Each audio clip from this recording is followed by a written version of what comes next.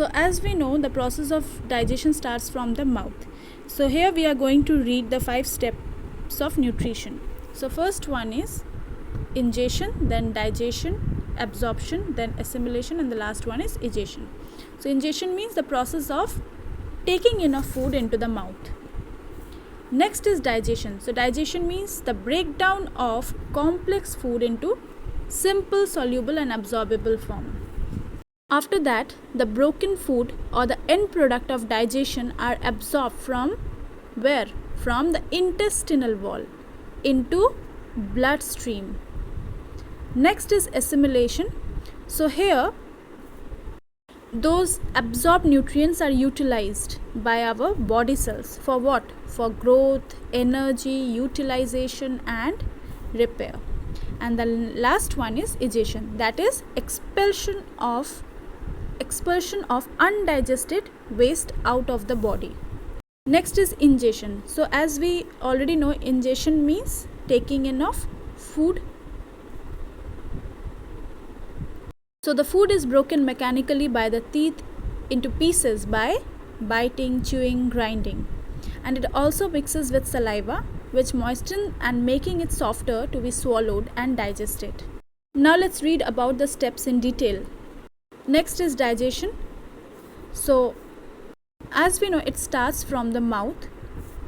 So there are various enzymes that help in digestion, and we have already read about salivary amylase that mainly digest starch.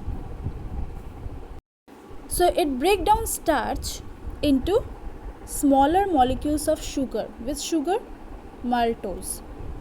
After thorough chewing and mixing with saliva, a semi-solid mass of food called bolus is formed, which we swallow after that.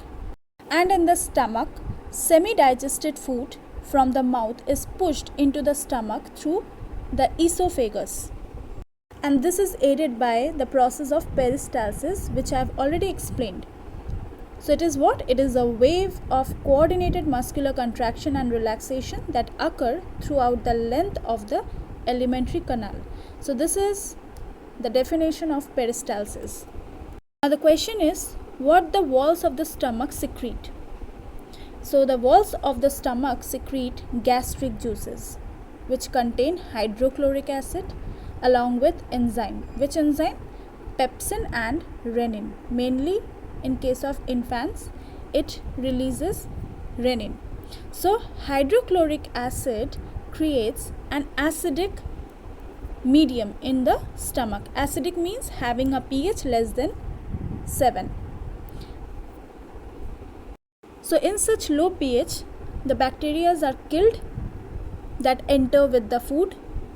So this is the function of hydrochloric acid. What is the function of pepsin? The enzyme pepsin break down complex protein into smaller protein molecules called proteoses and peptones.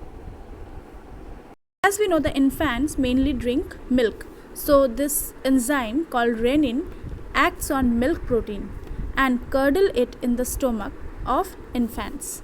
After that, the stomach muscles churn the bolus with gastric juices. So the bolus mixes with the gastric juices and form a pulpy fluid called chyme, which then passes into the small intestine. So this diagram is showing the peristalsis in the esophagus, and here is the equation as this protein with the help of the enzyme pepsin break down into proteoses and peptones, and the milk protein with the help of enzyme renin convert into casein. That is, now our next part is small intestine. So partially digested soupy chyme reaches the first part of the small intestine called duodenum. So the first part of the small intestine called duodenum, where the chyme reaches, means the partially digested thing. So the first part of the small intestine, that is duodenum, receives bile juice from where? From gallbladder. And one more thing, that is pancreatic juice from pancreas. So what is the function of this bile? This bile emulsifies fats by breaking down large fat globules into smaller droplets. So mainly the work of the bile is to break down the large fat globules, we call it globules, into smaller droplets. So you can see in this picture, this is the fat globule. This is called fat emulsification, where it is converted into small droplets. There is one more function of bile, that is it provides alkaline medium in the duodenum for the pancreatic enzyme to act. As because pancreatic enzymes cannot work in acidic environment, that's why bile neutralize that acidic environment and make it alkaline. So which enzymes are present in pancreatic juice? They are amylase. So this amylase enzyme break down carbohydrate. Next is trypsin. This enzyme digests protein, and the last one is lipase that digest fat. So here you can see the equations are given. So first is pancreatic amylase that act upon carbohydrate and convert into maltose and other sugar, whereas the next one is trypsin enzyme that breaks protein and peptones into peptides, and the last one is lipase enzyme that acts on fats and changes into fatty acid and glycerol. Now the next question is, what happens after that? So after that, the chyme passes into the next region, that is jejunum, and then into the ileum. So duodenum is the first part of the small intestine, next is jejunum, which is the second, and the third one is ileum. So cells lining the ileum secrete an intestinal juice that contain many other enzymes, and they are erepsin, maltase, sucrase, lactase.